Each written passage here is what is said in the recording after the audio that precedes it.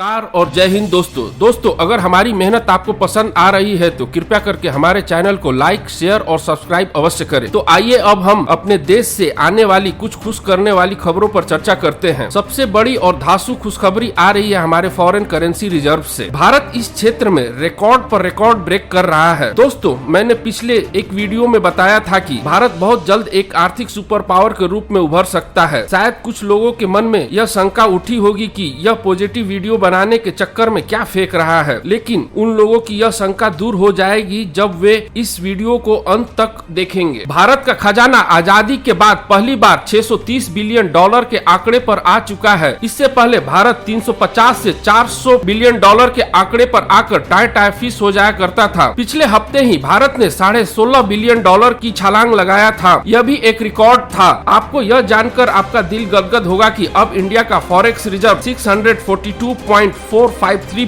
Billion dollar के आंकड़े पर पहुंच चुका है। इस हफ्ते 8.895 बिलियन डॉलर का इजाफा हुआ है। यह कहीं सुनी बात नहीं है। आप रेफरेंस के लिए स्क्रीन पर देख सकते हैं। भारत के लिए सितंबर महीना काफी अच्छा जा रहा है। 2 हफ्तों में ही भारत के विदेशी मुद्रा भंडार में लगभग 26 बिलियन डॉलर का इजाफा हुआ है और यह अब कंफर्म हो चुका है कि भारत कुछ ही महीनों में 1 ट्रिलियन का आंकड़ा पार कर सकता है। अगर इंडियन रुपीज में बात करें तो भारत के विदेशी मुद्रा भंडार में 48 लाख करोड़ रुपए हैं। उदाहरण के तौर पर देखें तो पूरे पाकिस्तान की अर्थव्यवस्था 250 बिलियन डॉलर की है। अगर इसे दुगना भी कर ले तो वह भारत के विदेशी मुद्रा भंडार के नजदीक नहीं पहुंच सकता है। पाकिस्तान की विदेशी मुद्रा भंडार की बात करें तो वह सिर्फ 17 बिलियन डॉलर का है। और आपको हंसी आएगी, उनके विशेषज्ञ हर रोज अपने टीवी चैनल पर बैठकर इंडिया को युद्ध की धमकी देते हैं, मानो एक लोमड़ी शेर को धमकी दे रहा हो। उधर चीन की मीडिया हाउस सिंजुआ की बात करें तो उन्होंने भारत की बढ़ती विदेशी मुद्रा भंडार को चीन के लिए समस्या का भंडार बता रहा है। उनका मानना है कि अगर इंडिया आर्थिक रूप से मजबूत होता है तो वह चीन के कर्ज देने वाली रणनीति को भारत चुनौती दे सकता है। दोस्तों आप जानते होंगे कि चीन कर्ज देकर किसी भी देश को अपने चुंगल में फंसाता है। उदाहरण के तौर पर श्रीलंका, पाकिस्तान, बांग्लादेश और बहुत सारे अफ्रीकन देश है। चीन इन सभी देशों को मनमाने तरीके से उनके प्राकृतिक चीजों का दोहन करता है और उनके बहुत सारे जगहों पर कब्जा कर चुका है, क्योंकि वो सारे देश चीन के कर्ज वाले जाल में बुरी तरीके से फंस चुके हैं और वो सारे चीन का कर्ज वापस नहीं चुका पा रहे हैं। और दोस्तों मैं बता दूं कि इंडिया इस नीति को भली भांति जानता है, इसलिए इंडिया इन सारे देशों को कर्ज देना चालू कर दिया है ताकि वे सारे देश चीन के चंगुल से बाहर आ सके। उदाहरण के तौर पर इंडिया ने बांग्लादेश, मालदीव्स, नेपाल और कुछ अफ्रीकन देश हैं जहां पर इंडिया ने सीधे तौर पर निवेश किया है या फिर उन्हें कर्ज दिया है। इन्हीं सब कारणों से चीन काफी भयभीत है और फॉरेन मीडिया की माने तो इंडिया ने बहुत सारे अफ्रीकन देशों में चाइना के प्रभाव को काफी हद तक प्रभावित किया है। दोस्तों अगर चाइना अपने लिए किसी को खतरा मानता है वो इंडिया है, क्योंकि इंडिया काफी तेजी से हर क्षेत्र में विकास कर रहा है जो एक समय में चाइना कर रहा था। अभी भी इंडिया को काफी क्षेत्रों में सुधार लाने की आवश्यकता है और हम सभी आशा करते हैं कि इंडिया उन सभी क्षेत्रों में सुधार लाएगा। दोस्तों इंडिया का बहुत सारा पैसा कच्चे तेल और सोना के इंपोर्ट करने में जाता है, इसलिए इंडिया बैटरी वाले वाहनों पर ध्यान दे रहा है ताकि कच्चे तेल की खपत कम हो सके। और उधर टर्की की मीडिया भी देखे तो वहाँ भी कम हल्ला नहीं मचा हुआ है। उनका भी मानना है कि अगर इंडिया की विदेशी मुद्रा भंडार इसी तरह बढ़ता रहा तो कहीं न कहीं इंडिया टर्की और पाकिस्तान के हितों को अवश्य नुकसान पहुँचाएगा। खैर कुत्तों के भौंकने से हाथी अपना रास्ता नहीं बदलता है। दोस्तों आपको क्या लगता है, इंडिया कुछ महीने में 1 ट्रिलियन के आंकड़ों को छू पाएगा या नहीं? अपनी राय कमेंट बॉक्स में लिखकर अवश्य दे। दोस्तों आशा करता हूँ कि यह वीडियो आपको पसंद आई होगी। आप अपना और अपने परिवार का बहुत बहुत ख्याल रखें और खुश रहें। धन्यवाद।